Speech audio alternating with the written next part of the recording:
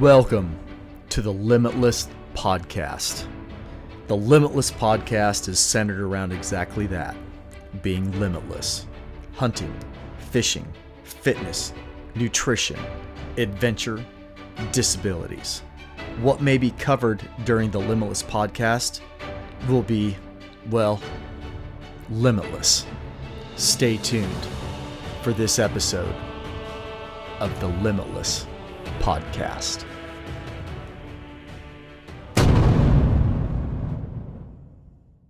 Good morning, Limitless Podcast listeners. Man, it seems like the last few shows I've opened up with good morning, Limitless Podcast listeners. Well, one thing, we've been recording in the morning lately. I love mornings.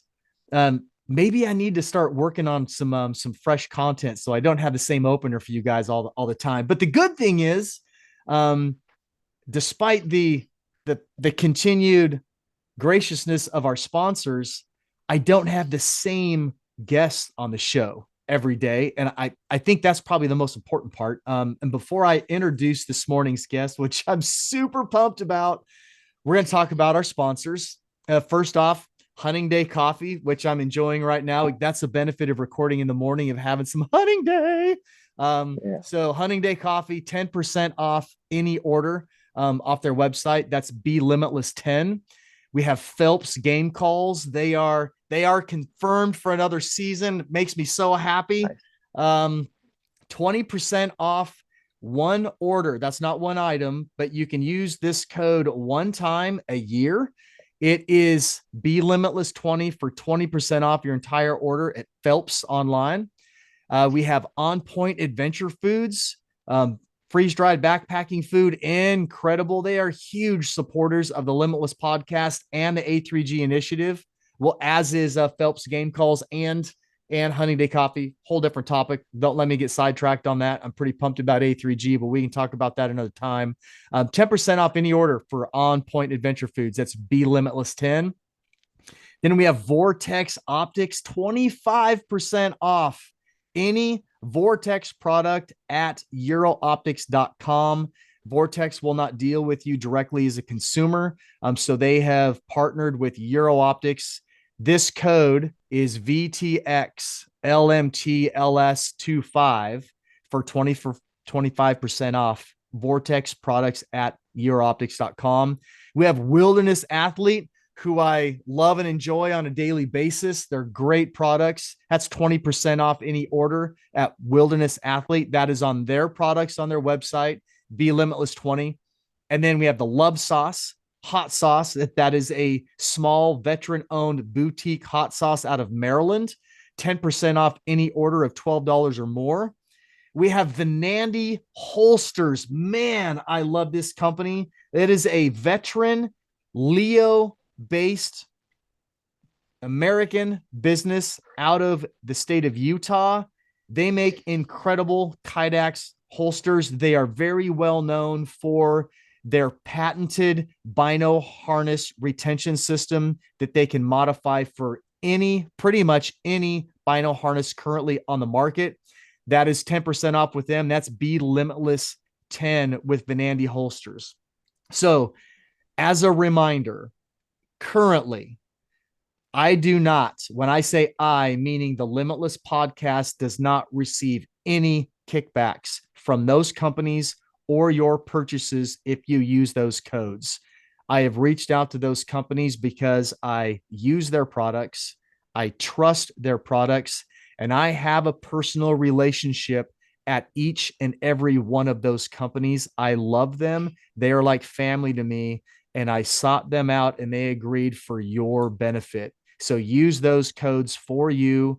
That does not benefit the Limitless Podcast at all. So with that business taken care of, I am hosting a fellow amputee today. I am so excited. This gentleman is a cancer survivor. He is an amputee. He is a husband. He is a father. He is a small business owner out of Idaho. He is an outdoor enthusiast. When I say that this man is an outdoor enthusiast, he hunts, He loves to fish. He is an endurance runner. He loves CrossFit. And the other really, really cool thing that we've connected on, which is my favorite part, is he is a man of faith. So, with all of that said, Limitless podcast listeners, please give a warm welcome to Nate Lindskoog out of Idaho. Nate, it's your turn to talk. Yeah, man, Aaron, thanks so much. Looking forward to wherever this conversation goes. Yeah, like you said, I think we both have a lot of interests in a lot of directions, being outside and also on from the faith side, and so interested to see where kind of we'll say where God steers the conversation. But I appreciate you entertaining the conversation. 100%. So again, for all the listeners, this will be published, both audio and video versions.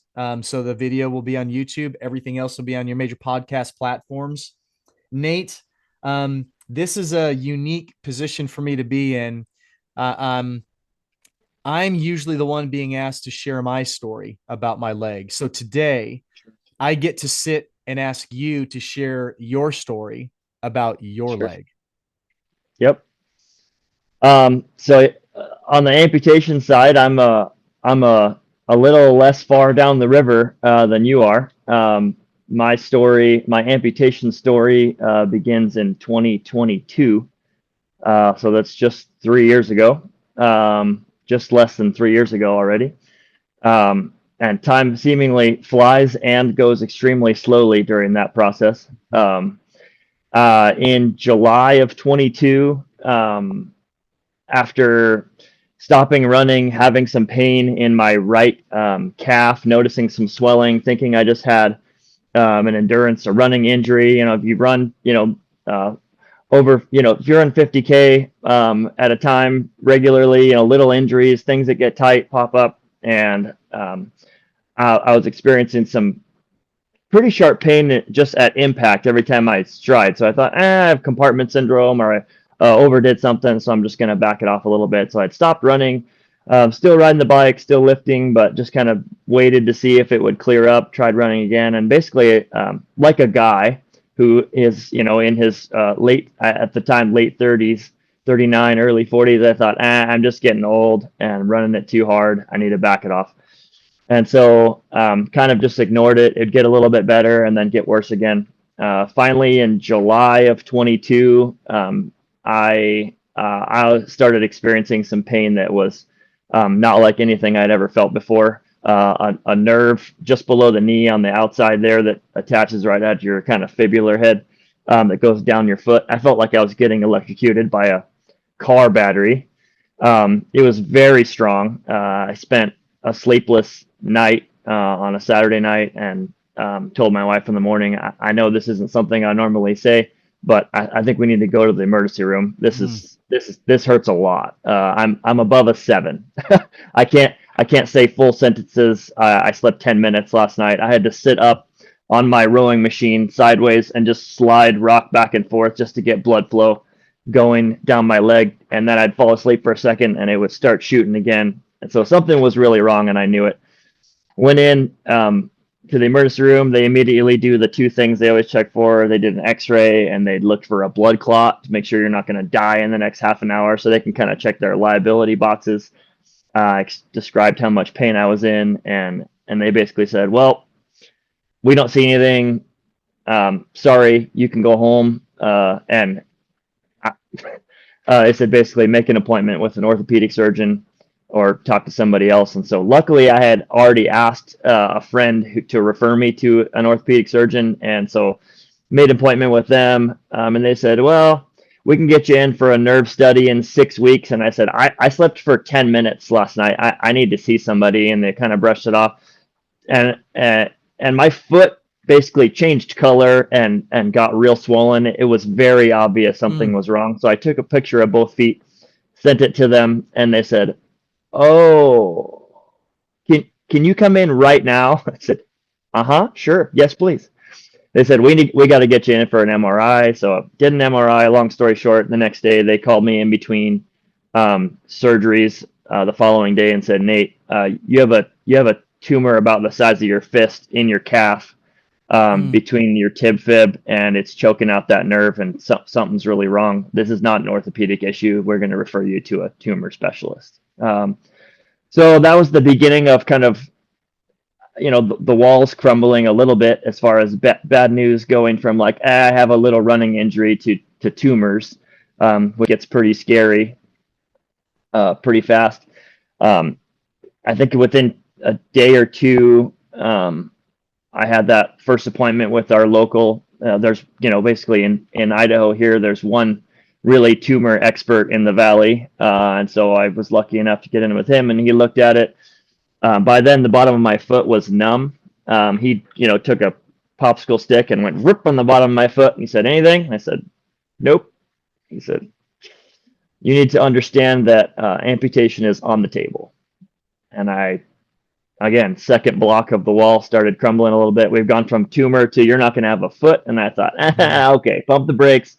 Like, clearly you don't know what you're talking about. I would like a second opinion. And he said, well, we need to do a biopsy and figure out what we're dealing with. And so they scheduled a needle biopsy, which is just a quick, really painless procedure.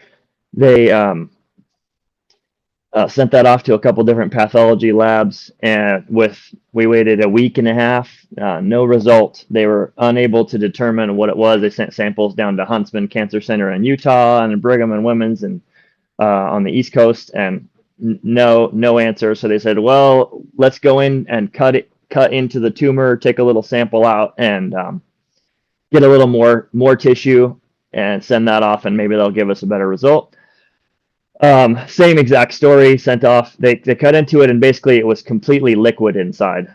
So a tumor had grown and shrunk and grown and shrunk and found a different blood supply and then ran out. So there was just a bunch of dead, or necrotic medical term, cells that were just stuck inside that compartment, which is why it was so big.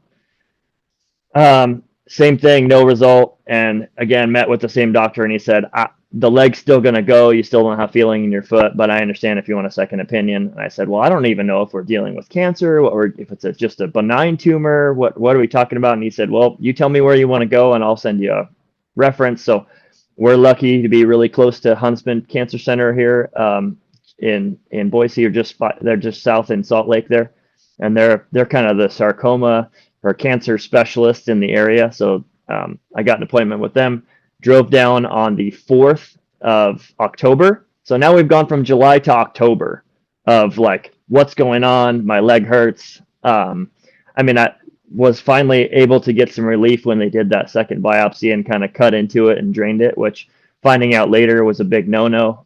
Talking with Huntsman, they said, we don't cut into tumors ever, ever, ever. If we can avoid it, we just go around and take them out.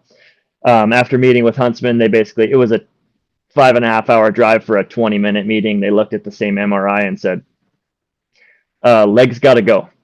We can try and take this tumor out, but I was confidently able to ask questions at that point and said, hey, if it was you, what would you do? To my surgeon, who was probably my age, 40, young guy, genius, and he said, oh yeah, you're young, active, healthy. He said, if we go in and just try and take the tumor out, your foot's going to basically be floppy for the rest of your life. I can't save that nerve.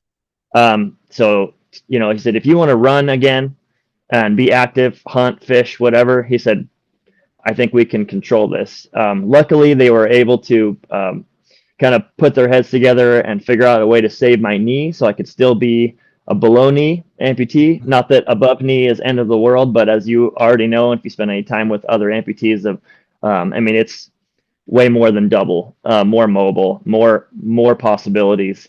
Again, there's full Ironman athletes that are double above knee amputees, and I'm just thankful that we were able to save the knee. 10 days later, drove back down. We did surgery on a Friday morning, and Sunday afternoon, day and a half later, we were driving back home.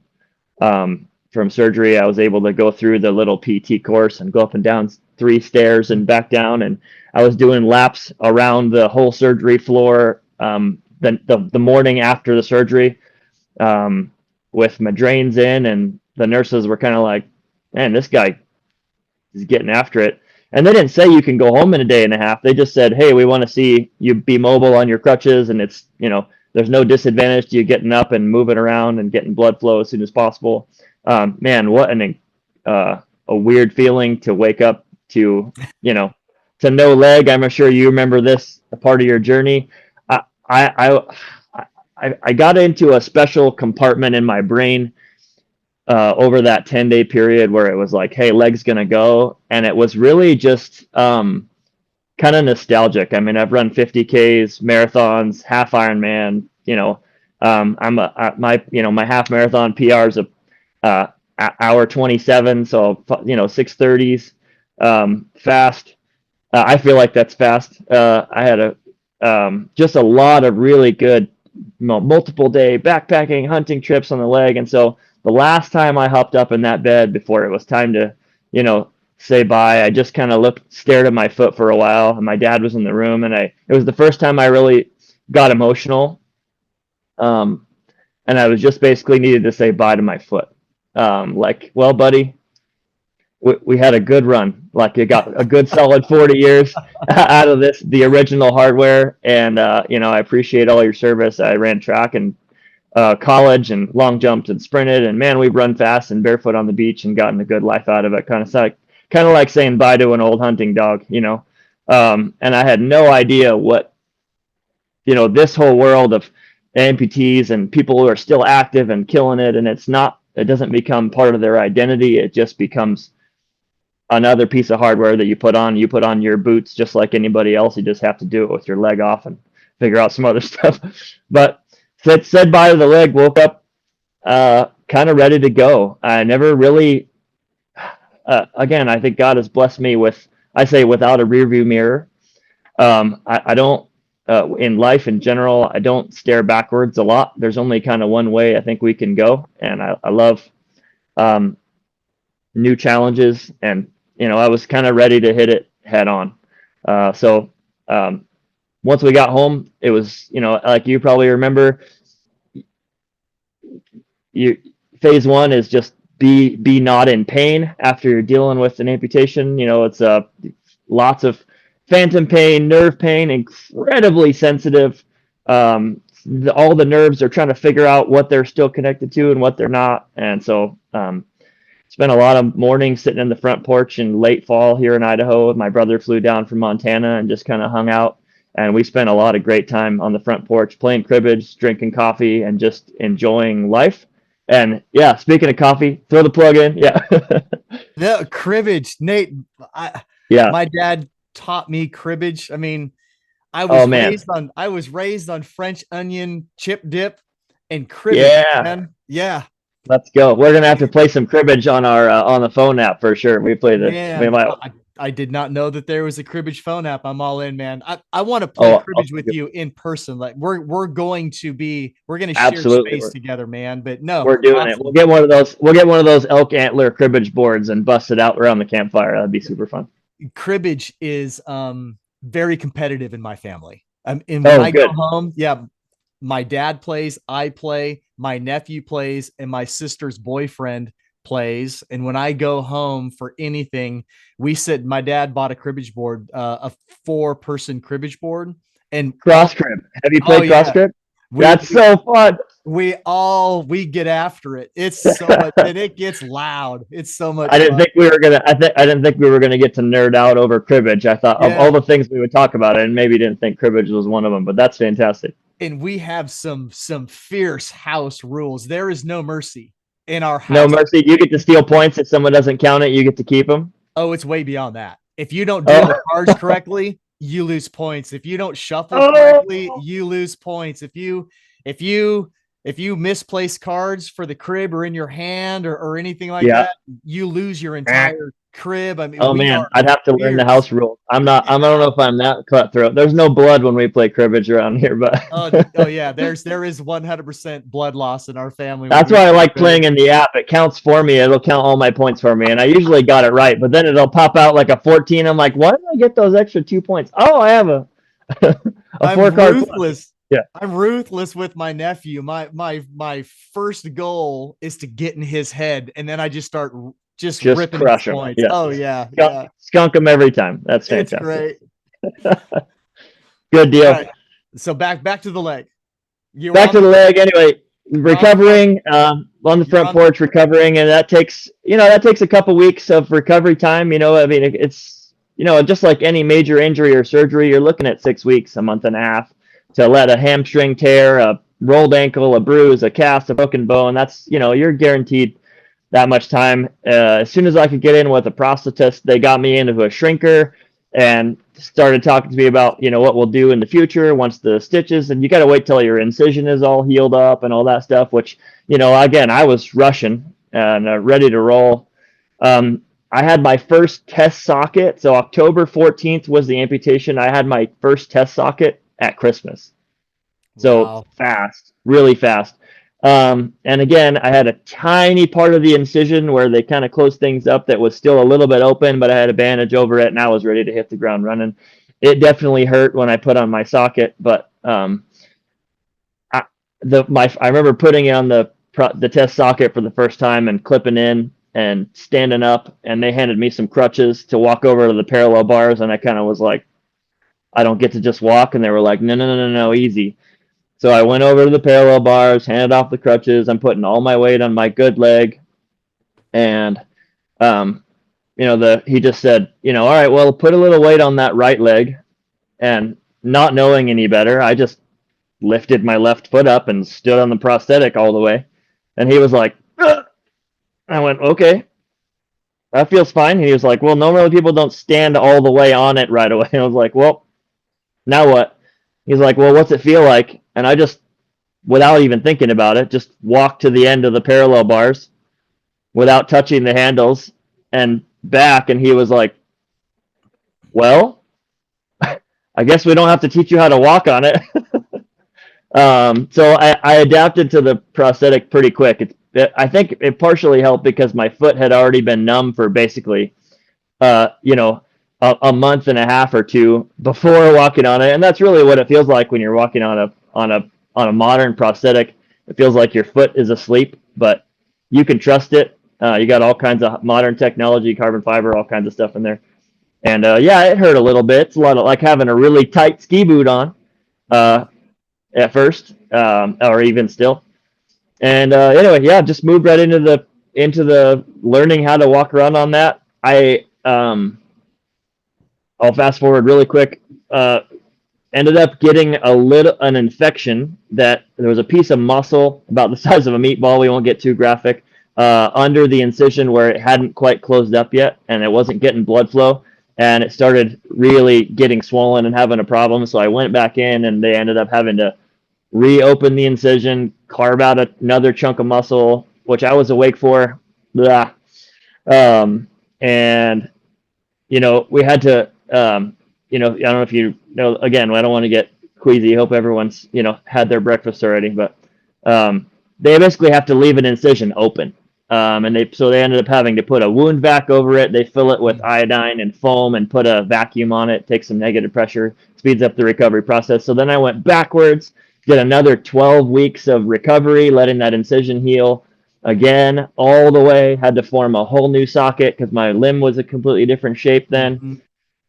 A little bit of a setback, and again, I'm already like trying to move forward. And so I feel like God through that was just reminding me, Nate, this is going to take longer than you think, and you got to slow down. You got to just you got to let this process take as long as it's supposed to take. And that was notch number one of like giving myself a little grace and patience, the same patience that I willingly extend to other people all the time with everything. I have a really hard time not having a violent double standard on that, and not giving myself the same amount of patience and grace when things take longer or hurt more or aren't as easy as you hope they would be. So learning that was huge. Yeah. Anyway, but finally got back on a regular prosthetic, and so that was man, I forget timeline wise. Now we're late spring, basically started from scratch. So I was 6 months in or 8 months in post amputation before I really got to spend some time on my prosthetic, Mm-hmm. which is a long time. You definitely experienced a path of amputation much different than mine, and that's something that amputees understand. It's something that non-amputees do not under they can't comprehend it. I experienced that on active duty when I left Bethesda and went back to a command. There was another amputee in the office that I worked out of, and he was much further along through his process than I was. Completely different build, completely different mental mentality, completely different style and interest in exercise. And I was in a different place in my recovery and still going to a lot of appointments. And the leadership couldn't understand why that amputee did not have two appointments a week and I did. They couldn't understand Sure. why there were certain movements that I could do that he could not do. We were both right below knee amputees, but even like his body structure, his and he had so his calf muscle was larger than mine, and he had Yep. his residual limb was three times as long as mine. Wide. So Wow. when he would put on his socket, he could he was running off of suction, and he could drop into his socket, not put any type of a suspension sleeve on, and just flex his calf muscle and walk around the office with that prosthetic on, and it wouldn't come off. Wow. Just ambulating a Yeah. short It was distance. tight. He had to be Yeah. careful with it, but he could do that.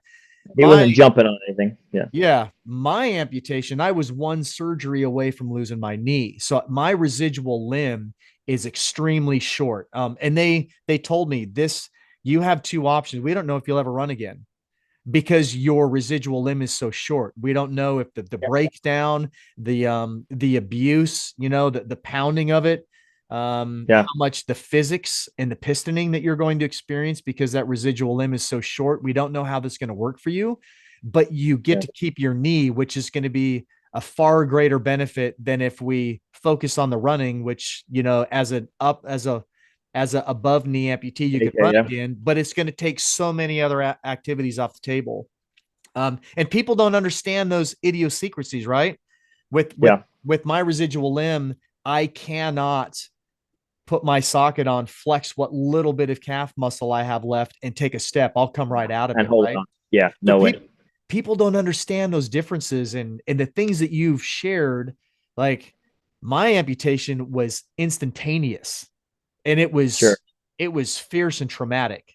So I mean, our procedures, mine was cut off by a tree, yours was cut off by a By a surgeon surgeon. in a Yeah. precise instrument, right? Yep. Wonderful hearing your story and letting people hear the differences in those. And Yeah, and it's limb loss awareness month this month, so it, it's a good time it to be talking is. about this, right? We got to It, make sure. I didn't know anything about any of this being an amputee. I'm sure you experienced the same thing. It's a whole new world that opens up. I would have been afraid to ask an amputee questions about that. What's yeah, that like? Does it feel like? What's it hurt? And I think you and I would both agree. Uh, Ask if I love it when little kids walk up to you and go, "Whoa, what happened to your foot? Wow, that's really cool." And I say, "Hey, you want to check out my robot leg? And you can step on yeah. my toe as hard as you want." And the parents are like, "Oh gosh, why don't I'm uncomfortable." But hey, well, I don't care. Yeah, I love being able to talk about it. So One of my favorite responses to kids, when their parents are present, when especially if they're not familiar with who I am. And it mhm. happens when Tara and I, my wife and I, or my family and I are out in public. I'll have a small child come and approach me, and they'll ask me what happened. And my Yeah, response is, Will, um, I was jumping on the bed, and my mother told me to stop jumping on the bed, and I didn't listen. I didn't And I listen to my and I parents. fell off the bed, and it caused me to lose my real leg. And I said, so the important thing to remember is always listen to what your mom and dad say. And every time I do that, um, one of the parents, typically it's a mother, is standing there, and the look Yeah, on their face is of joy, and they're right. shaking their head, and Yeah. they're like mouthing thank you. Thank And the you. Thank kid you. Yeah. and the little kids, their eyes get so big. They Um, have a new tool forever. Hey, stop that, or you're going to lose your leg. You know, you're going to have yeah. a robot leg like that guy Aaron. Yeah, And it's funny that you reference robot leg. I have some really one of my really close friends. He's an arrow in my quiver, Nate. He is a man that is part of my love for hunting, my passion for archery. He's a member of my Quiver of Men men's group on Tuesday nights. He has two wonderful kids. He's prior Navy, and he and his wife, I mean, they run a tight ship, man. Their dogs mind, they're trained, their kids are yeah. respectful, they engage. It's just a wonderful house to enter and be a part of. And they refer to me as Uncle Robot. Oh, I love that. That's my name. I am Uncle Robot. That's awesome. Yeah, no, That's really cool. yeah. Good So deal. let's transition.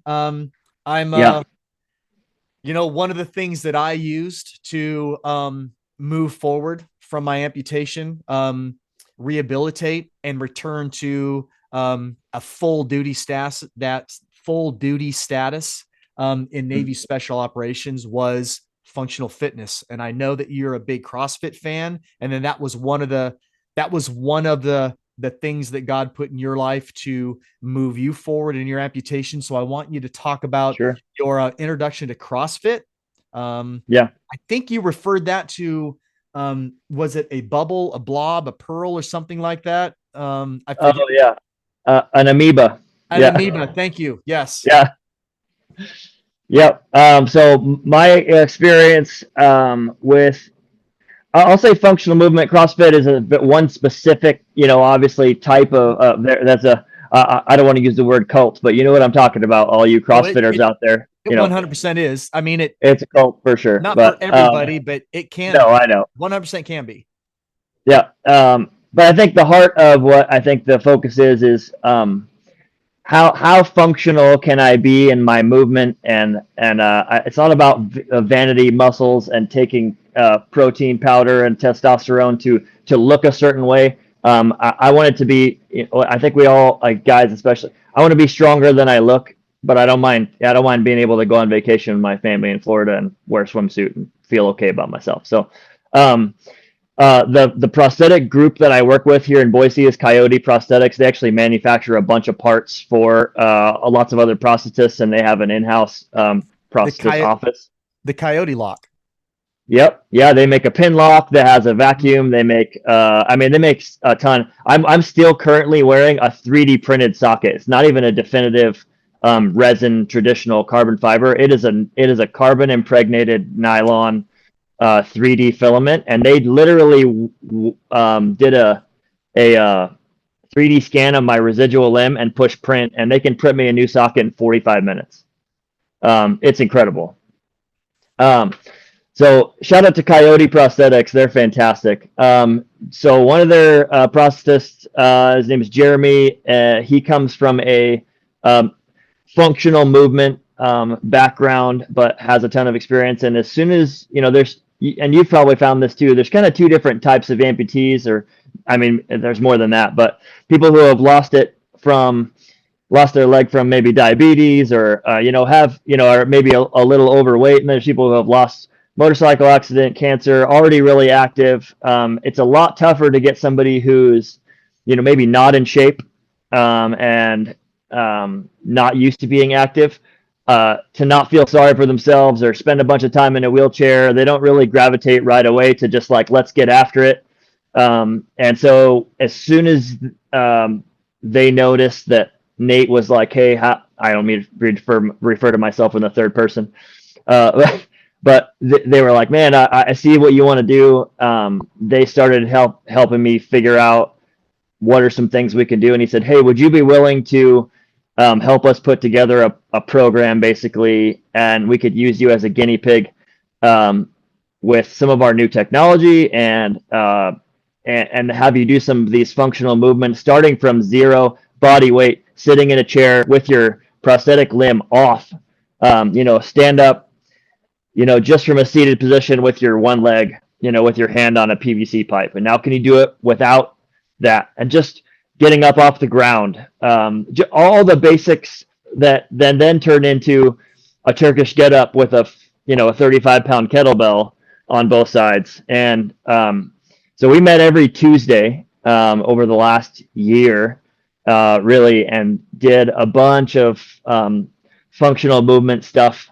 And that also transitioned alongside of that. I think what I referenced in the video that I sent you telling my story is Challenged Athletes Foundation. So CAF here in Boise has this, it's called the Idaho Fieldhouse, and they share an office with Mission 43, which I'm sure, I hope you're familiar with. If not, you should definitely get involved with them. They're military specific, amputees, spinal cord injuries, post-military, resuming life post-traumatic injury, whether it's PTSD, amputation, wheelchair, getting people outside and doing stuff. They built this facility. It's like an Olympic training facility. It has, squat racks, ski machines, rowing machines, treadmills, turf, inside, outside, push sleds, climbing wall, Olympic pool, gym. It's got everything you need, and it's free to amputees to use. So Challenged Athletes Foundation, CAF, is what I was referring to. When you start digging around online, if there's a local chapter for amputees, or even not, if you can get involved volunteering or helping out with putting on a class, a fitness thing, if you have an area of expertise, they're almost always looking for ways to get people out of the house. And so one of those mornings sitting on the porch with my brother drinking coffee, playing cribbage, this guy pulls up in front of my house with one arm, real short, super nice, Hoka's on, running shoes on. And I was like, man, that guy looks fit. It's like, I recognize him from somewhere. And his name's Willie Stewart, One Arm Willie, he goes by. And Willie's an ultra runner, CAF ambassador and athlete. He's in the book Born to Run. When they're talking about I think the Hurt 100 in Hawaii, they're talking about the guy that was one arm guy running with a cottage cheese cup on his head. That's Willie. That's such a great book, man. Great, yeah. And I think Goggins even talks about him a couple times in his first book.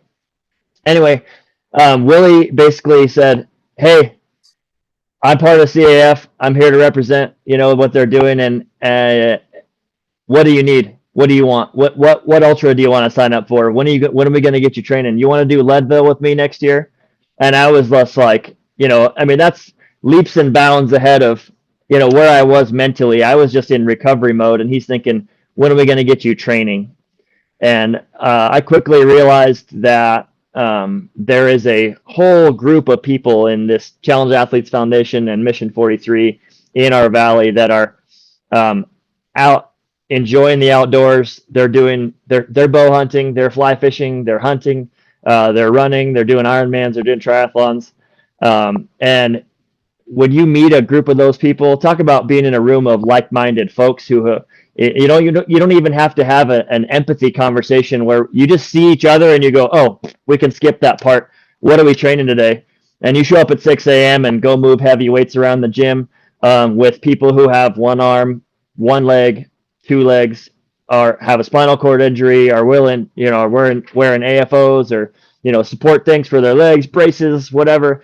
All the adaptations are just made automatically. You're not made to feel uncomfortable, that everyone has to stop or do what they're doing. Not that you would at a traditional gym either, but showing up and working out in a CAF group class is like, and people are getting after it. Like, it's not like, it's not like a 80-year-old aqua aerobics class or something where people are, just lifting foam things in the pool. And that's an option, right? Everyone's got to start somewhere. But man, I was so grateful to be immediately absorbed by this group of athletes who are just like, how much can you lift? Let's go. Let's break that prosthetic. Let's break that socket. Like, use it. And I told the Coyote guys, hey, I'm not going to go easy on this. And I broke the first couple sockets they gave me just doing stuff. And they were like, dude, what are you doing? And I was like, well, I got 60 miles in this week. And they were like, why? When? How? What are you like? I'm moving forward. I'm ready to roll. Yeah. So pausing quickly, in January, so October was a surgery. In January, we did get pathology results back from the tissue they took off when they did the amputation, sent it off, and it did confirm that I had it was in fact cancer. And it's a rare form of cancer called rhabdomyosarcoma that's really common in Mm-hmm. 10-year-olds and down. Yep. It's super aggressive. It's not genetic. It's not from eating red dye 40 and whatever. It just is. And for a 40-year-old to get it is extremely rare. I think the statistic is of all the adults 40-year-olds that have cancer diagnosis this year, 1% will be a sarcoma, some type of soft tissue tumor, and only 3% of those 1% are going to be a rhabdomyosarcoma case for adults. So very rare. So as a result of that, I ended up doing 9 months worth of chemo, and that was in the middle of really recovering for an amputation. So it was kind of a double whammy for me. I felt like I was having to do two sword fights sword fight two opponents at the same time. Mentally, halfway I was recovering from an amputation and learning how to move around, and then also dealing with super aggressive chemo that was it was tough. Chemo was rough. For any of you who have been through it or are going through it, it's hard. It's really hard. It's your body is literally being poisoned, and to sit there in a chair and watch the IV just drip, drip, drip, knowing that you're literally just flamethrowering your entire body to hopefully get something that is trying to attach to some vital organs or spread with your fingers crossed. They gave me a like a 1 in 5 chance that this is not going to come back. If once we did the chemo. So that's 20%. And so fast forwarding to this last January, we got a PET scan that showed up positive for more cancer in my pelvis. So now no soft tissue tumor, it's in the bone, and there's a couple spots that were causing some pain. There's a little micro fracture that showed up on the inside of my pelvis that's now healed, not causing any pain. They've done some radiation on one spot, but fast forwarding to 2025, it looks like I'm looking at starting chemo again here in the next week or two. But tough news. We had a year and 3 months of wide open, clear, feeling great, running every morning 4 miles. And now kind of having to back it off again and feeling like we're going back into this, stepping back in the ring basically with cancer and chemo again. So. Man, I'm so sorry to hear that. Yeah, it's a tough one, but again, we can reframe this a little bit. I didn't tell the beginning part of my story. You mentioned being an entrepreneur in 2016. My wife and I opened a restaurant here in Idaho, and I'll tie this together as quickly as possible. But basically, in the first weekend, I felt like the whole process of opening a restaurant, God really just gave it to us. Like it was from asking questions about a lease and what equipment are we going to get and how much is, are things going to cost. We got open for less than the cost of buying a food truck in a really cool location here at our local airport on a 2nd floor. We can watch airplanes take off and land. That's actually how I got connected with you. One of your close friends, and I forget his name, came up and ate at the Tower Grill and saw me with my with my prosthetic on and said, "Oh man, have you heard of Limitless Outdoors? And you got to meet my friend Aaron." And I sent you a direct message later that day, and here we are. But I remember early on that first week, as God gave us all this stuff, and it just felt all right and easy. I remember leaving the restaurant thinking I have to deposit the cash from today so we have enough money in our account to buy groceries, to go back to the restaurant to do prep tomorrow to get through one more day. And I was like doing the guy thing of like, I forgot very quickly that God had given me this resource and this restaurant. And I was trying to strong arm it. Nate was just going, I got to fix this. I got to do it. I'm me. And I was driving to Costco. I'm on the freeway, and it was like my radio turned off. And it was like, hey, do you trust me or not? Clearly, clear as day, God, like this was my burning bush moment. And do you trust me or not? And I lost it. Like I started crying because I immediately felt convicted in a good way. It was like, do you trust me or not, while I was being hugged.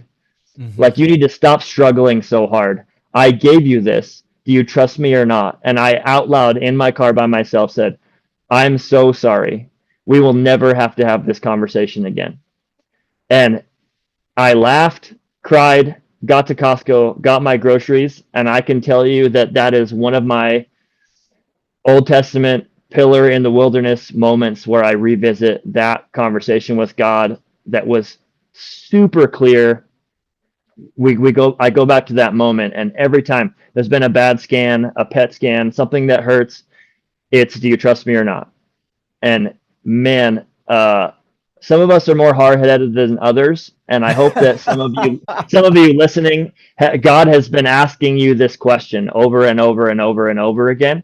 And I really genuinely, I know this is true. Just like with our kids, I have 6 kids. I want them to trust me completely, and it hurts as a dad when I have to remind my kids, you can trust me. I'm going to keep you safe. I have good plans for you. I'm going to take care of you. Imagine having to answer that question to your kids every day. Do you trust me? Do you trust me? Do you trust me? Do you trust me? Do you trust me? Once they're all in, once God says, do you trust me or not? Think about Jesus' conversation with Peter after the resurrection. We're coming up on Easter, and Peter had denied Christ 3 times, and he said, do you love me? And he said, yeah, yeah, yeah, you know I love you. But do you love me? Yeah, yeah, yeah, I love you. But do you love me? And Jesus, I felt like I had the exact same conversation. I feel like that was Peter's, like, line in the sand. Once he got on the other side of that, it was like, hey, do you trust me or not? I know what I'm doing. Nate, And man, man, answer that question, guys. I mean, if God is saying to you, do you trust me or not? Get on your knees and worship and say, I'm all in. That is the gateway to complete freedom and peace. That's it. Like it's through Jesus, guys. It's through I Jesus. love That's it, it. man. It's so I hosted an incredible man. His episode published a couple of weeks ago, Joe Rhodes, and one of the things that he said during that podcast was, when if you pray to God to move a mountain, don't be Yeah. surprised if you wake up next to a shovel. And that's what's important to remember, right? It's Yeah. when you Yeah. and I've learned this over the last 2 weeks. It has become so profound to me, and a couple of things that I've experienced. When you pray for something, especially it's for yourself. There's one thing to pray for other people. There's one, Right. it's different when you're praying for other people, things that they need, healing for them. But when you're Sure. praying for yourself personally, and it's Yeah. not of selfish nature, when you're praying about strengthening yourself with him, your sanctification, your spirituality, your relationship with him to make you a better Christian man, he doesn't just reach out with the finger and touch you and make whatever that Oh. ailment is go away.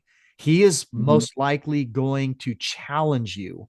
He's going to put things in front of you, stones Yep. that require you to either climb and crawl over them or pick up that weight and move it, or Mm-hmm. you're going to trip over it. And you have to be Yeah. prepared for that. And if you totally give into that and you recognize that yes, he's going to provide you goodness and greatness, but You can trust him. sometimes those paths are going to be steep and filled with boulders.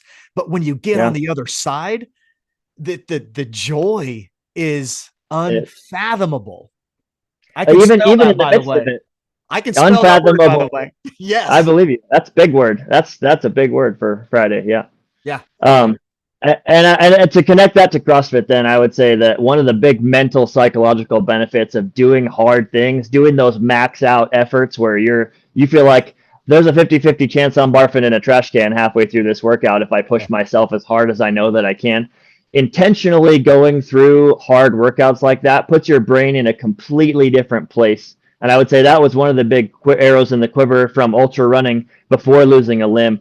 The ultra endurance side of things, we have that ability to go dark, right? We can flip a switch, not dark in a spiritually unhealthy way, but we can be comfortable in that gritty mode where it's okay if it hurts, it's okay if it's uncomfortable, it's okay if it's hard. God has made me able to move forward, to endure difficulty. I still have air in my lungs, and as a result of just breathing in and breathing out and moving forward, I believe that is worship in its simplest form. God created us with the ability to breathe in, breathe out. process oxygen. And if you don't think God's the one controlling that, hold your breath for 3 minutes. You will black out and your body will breathe without you. Yeah.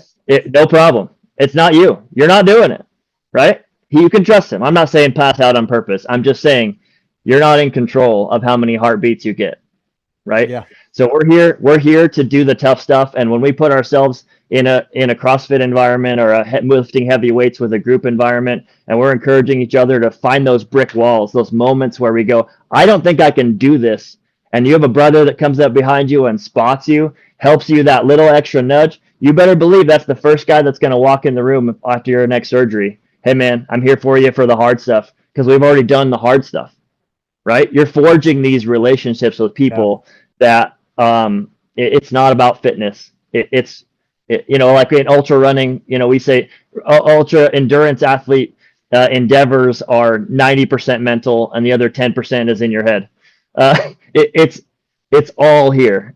It's 100% mental. Nate, it is spiritual fitness. It's spiritual fitness, man. When you talk about doing hard things, you want to do something hard, be a strong Christian man.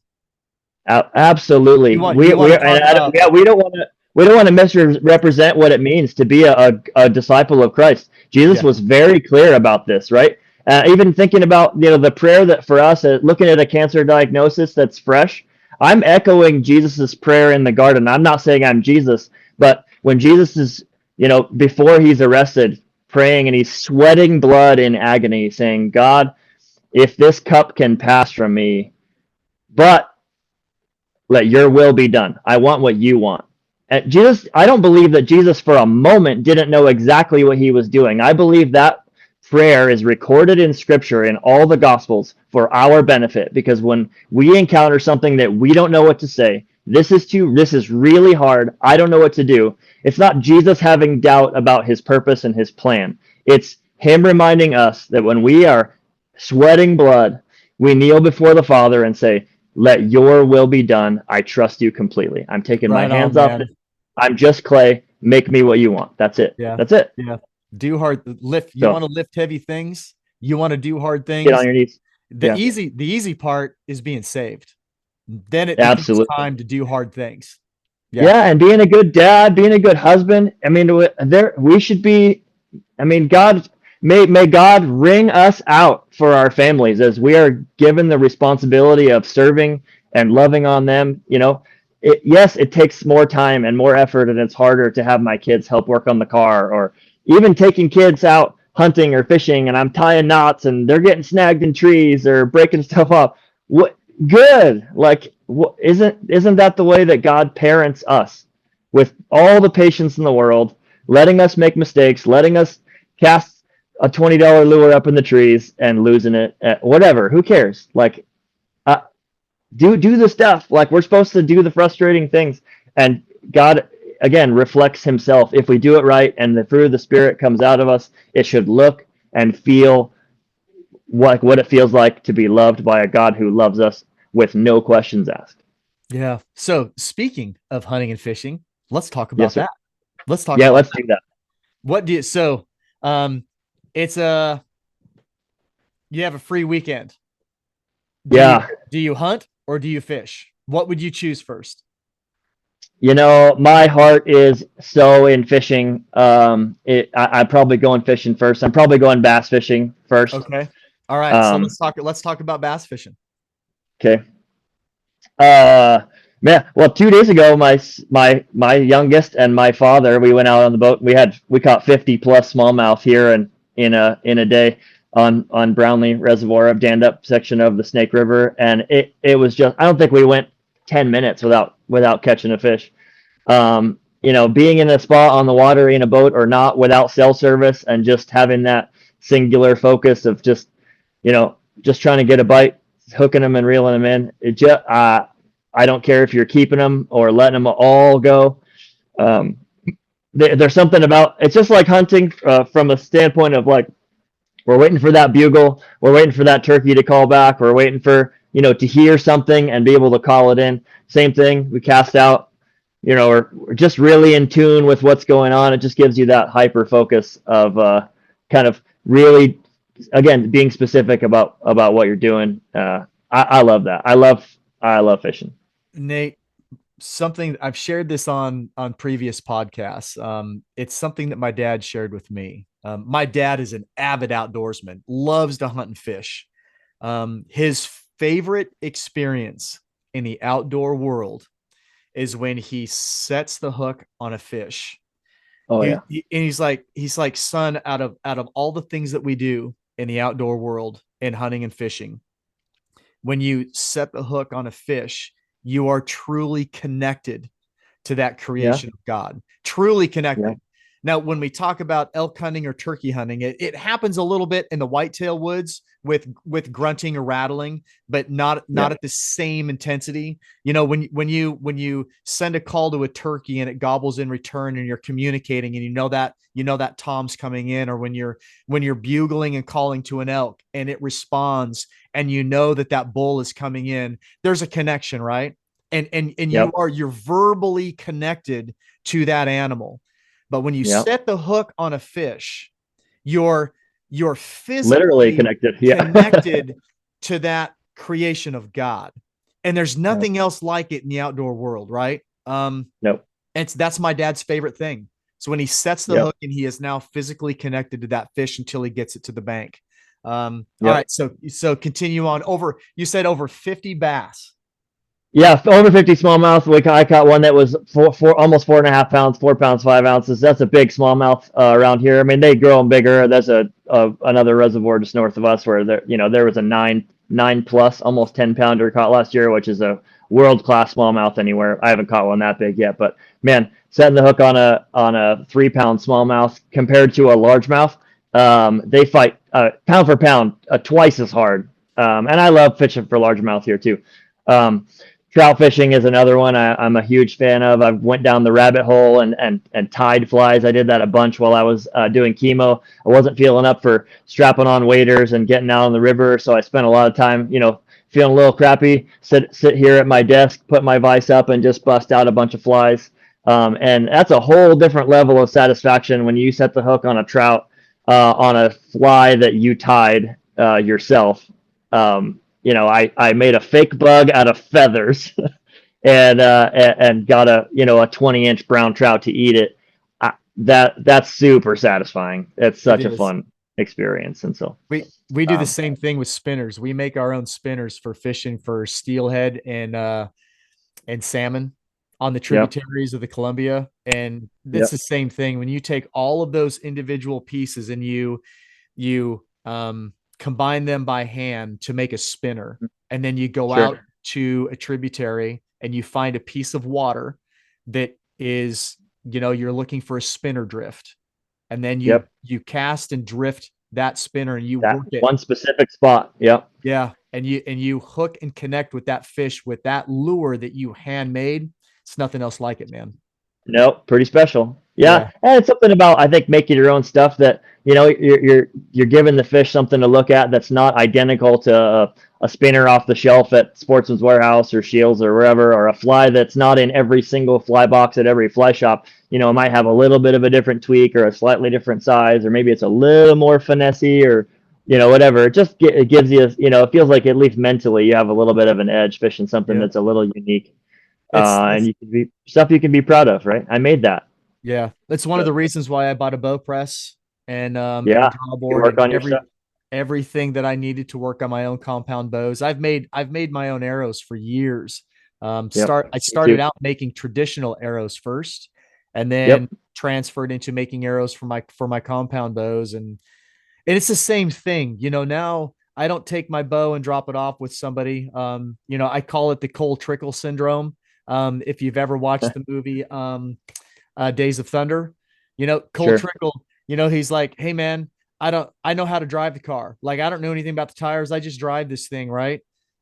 Cole Trickle had no connection to the car. He had no understanding of what its capabilities truly were. He was driving to his capabilities, not the car's Yeah. capability. Man, we could turn that into a whole like Oh, book that's a reference, sermon waiting to right? happen right there. Holy Yeah, smokes! But we won't. yeah, We'll shy away from that for a minute. yeah, Um, but that's why I bought all of the stuff that I needed to handle everything myself with my archery equipment, because now I yeah. have that connection have the full understanding. And when I go and I shoot my bow, I know everything that is going on with that bow. If it starts getting out of tune, I know it because You I'm can the feel it, one and that and built you know it what and happened. tuned it. Exactly. 100%. Yeah, it's great. It's awesome. I'll tell a quick archery story that is in line with that.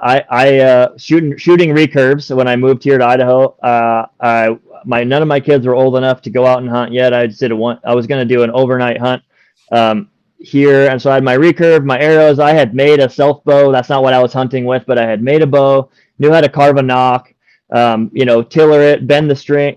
Get everything loaded up. Make my own arrows. And I was going down a really sketchy section of this big granite bowl, and I had no business going down this myself, but it was steep enough to where I was basically lowering my bow down 5 feet, setting it on the next little shelf, taking my pack off, setting it down, and then turning around and scampering down the next little section. And I had a clear path I'd mapped out, but it was definitely not a trail. And again, looking back now, by myself in the mountains with no Garmin in reach or no nothing, that was a reckless decision. Anyway, during one of the last steps down, I bumped my bow and it fell down 5 feet and landed right on the tip and broke it just knocked my string nock, completely separated it on my recurve. I thought, man, my hunt is over. I was super upset. My string came off. Nothing, the string didn't break, but my bow delaminated on the end. And I was just like, yeah, that's terrible. I was working my way down to a lake. I had my fly rod with me. So I walked down, I picked up my stuff. Luckily I didn't fall down this rock face. I mean, it could have been, again, significantly worse. And my perspective kind of recentered at some point. Hey, still beautiful. I'm still in the mountains. I'm just going to go fish for a little bit. I got my fly rod out, caught two really nice cutthroat. And then I had this thought of like, hey, you know how to build a bow? Like, you can fix this. And so I went back over, sat down, made myself a little fire, had a little snack, and I looked at it. And I could see where the nock had broken and flew off. So I found the hardest piece of wood I could find, and I just started carving a replacement string nock. I had super glue with me in my pack always for wounds and whatever else. And I carved myself a little nock, made it look pretty good, made some indents for the string, got it lined up, and wrapped it super tight with some paracord, got super glue all in around it, and then went and fished for a while, let it cure, came back up, stringed up my bow, and it held. And I thought, okay. And I picked a target, shot 5 arrows, everything worked, and I resumed my hunt. So I stayed the whole next day. I would wish I could tell you I smoked a 6-point elk the next morning with a bow that I fixed myself. I did come face to face with a huge black bear that I did not want to endeavor packing out of there myself. And I was kind of in elk mode. And I didn't know if it had cubs with it or not, or if it was a boar. And anyway, it was just one of those like, So didn't end up harvesting anything, but having a knowledge of your equipment, how it's made, how it works, and what needs to happen to make it functional, turned into a really cool project and an opportunity to, again, overcome an obstacle. And you can flip challenges like that to, my hunt is over and I'm super upset and I'm just going to be pissed off in the mountains by myself, to, well, now I have a cool arts and crafts project. And if this works, it works. And if it doesn't, I tried. And what are you going to do? Sit here and feel sorry for yourself in the middle of the mountains? It's beautiful. Let's just enjoy it. It's okay. Yeah. Anyway. I love those challenges in the outdoors, man. Yeah. When you have to look at something that's going on around you and then figure out, is this going to end my hunt, or am I going to be able to overcome this and keep driving forward? Yeah. And is that really what it's all about? Like when you have a hunting experience for a week or 2 days, even if you only have a day to hunt, is being out in the mountains, is the entire weight of success for the day in punching that tag? Or is it out and maybe learning 2 more things that I could have done differently with an elk? Or I called something in and I got the wind wrong last second, or I wasn't hiding in the right spot. Or I mean, like, there's 1,000 ways to screw up an elk hunt, right? And I could probably tell you most of them because ask me how I know, right? Experience. I've I've messed up some stuff. And then you go back and read through other people's accounts of elk hunting, and they go, make sure you never blah blah blah. I'm like, man, I wish I would have read that a long time ago. Yeah. Yeah. So um, are you still shooting a traditional bow? I have my recurve still, and I still do shoot it for fun. I'm hunting with a compound now. I have a Okay. 2009 Hoyt Alpha Max that I love, and every time I shoot it at a bow range or whatever, guys almost always go, "That was my favorite Hoyt ever," and I kept it as my backup when I got the latest and greatest, and I always ended up just hunting with that one because I loved it. Um, and so they're like, "Man, I wish I never would have got rid of that one." Once they finally got rid of it, so I haven't, and I know that bow technology has come a long way, um, but man, I can pull it out of the case, go to the range, and put 3 arrows in at 20, 30, 40, and 50, pretty darn quick. And so I'm confident in it. I haven't. So right after, in the middle of doing chemo, I was able to hunt. I got a cow. I drew a rifle cow elk tag, and was able to harvest a cow elk last year, not this last season, but the one before. And I've still got about 100 pounds of meat left from that in the freezer. And I, again, broke that all down myself, made a bunch of sausages, a bunch of ground meat. A big cow elk goes a long way. Oh yeah. I mean, Yes, it holy cow, does. that's a lot of meat. That's like a horse. Uh, so our family has been blessed by that meat for a while. I wish I could say that was an archery story, but hunting nonetheless. Um, yeah. So I have not harvested a large game animal with a bow yet. Lots of rabbits, even whistle pigs, groundhogs, we call them. I've done a lot of bow fishing here. Shot a bunch of carp, which are delicious, by the way. And if you want to find out how to eat carp, or you think that's a trash fish, you're wrong. And I'll happy to send you a recipe to try. But Wow.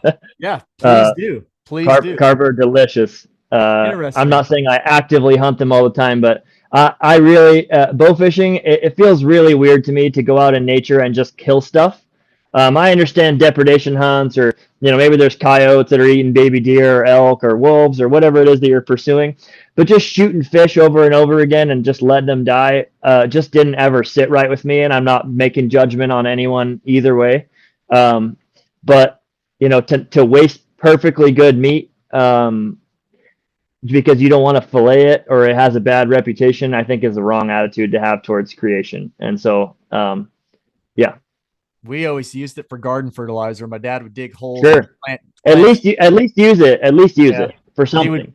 plant he would plant his tomatoes over carp. Yeah, Carp or that's shad. the old. That's the Yeah. American Indian. That's the old American Indian trick, right? We learned that in first grade. All Yeah. the down the Mayflower Pilgrims were learning how to plant fish underground and put corn on top of it. So Yeah. Right on, man. Well, we've been going at this for a little over an hour. yeah, doesn't feel like it. Is there anything you want to share before we bring this to an end? Man, I would just say, you and I both have amputation stories. People at 1 in 3 statistically are going to have someone in their family or themselves. They're going to have a cancer story. Unfortunately, that number seemingly is going up.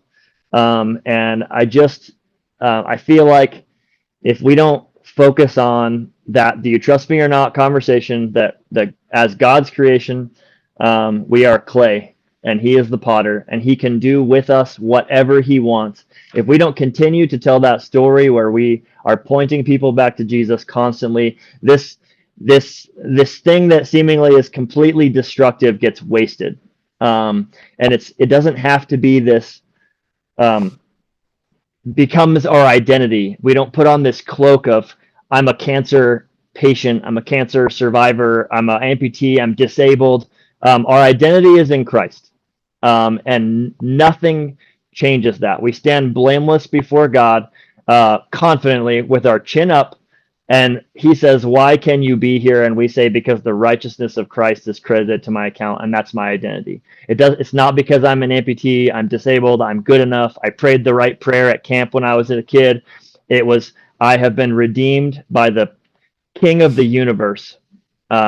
And the Holy Spirit lives inside of me. He has made me whole. Whether I have 2 legs or not, that peace that passes understanding and trust in Him is complete. So anyway, that's the mini gospel, the mini sermon, and I would just submit to you that there is nothing that matters more than that. If you don't get that foundation right, and you get the anchor out of a boat, fishing reference, like if you're trying to anchor in some current and you leave the anchor in the boat's just going to sit there. You got to anchor to a rock, something solid. It has to be secure outside of you. And that do you trust me or not conversation with God is the only place our anchor belongs. If we keep the anchor in our lap and we're trying to do it ourselves, or we're just going to go downstream with everyone else. And our anchor holds secure in Him. Love it. Love it. Where can they find you? Where can they find your restaurant?